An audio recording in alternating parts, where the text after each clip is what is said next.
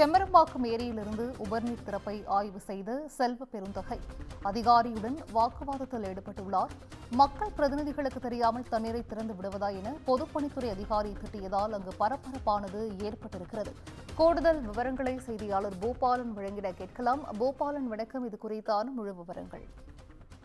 வணக்கம் சிந்துஜா. செம்பரம்பாக்கம் ஏரியிலிருந்து 500 கன அடி உபரி நீரானது திறந்து விடப்பட்டிருக்கிறது. இதனை ஸ்ரீபெரும்புத்தூர் சட்டமன்ற தொகுதியின் எம்எல்ஏவான செல்வ பெருந்தகை அதிகாரிகளுடன் ஆய்வு மேற்கொண்டார்.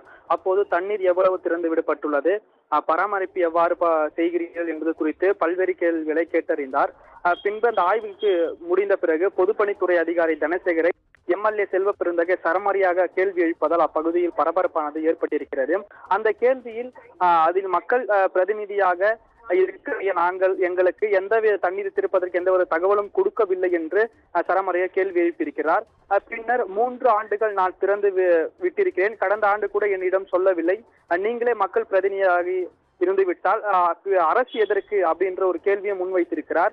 பூசணிக்காய் தேங்காய் உடைத்து பூஜை செய்திருக்கிறீர்கள், மக்கள் பிரதிநிதிக்கு தண்ணீர் திறப்பதற்கு எவ்வித தகவலும் முறையாக அளிக்கப்படவில்லை என்று காட்டமாக அதிகாரிகளிடம் தெரிவித்திருக்கிறார்.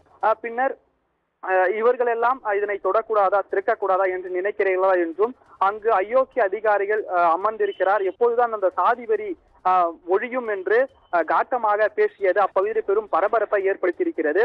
இந்த சம்பவத்தால் அந்த பகுதியில் ஒரு இந்த விஷயமானது பேசும் பொருளாகி இருக்கிறது.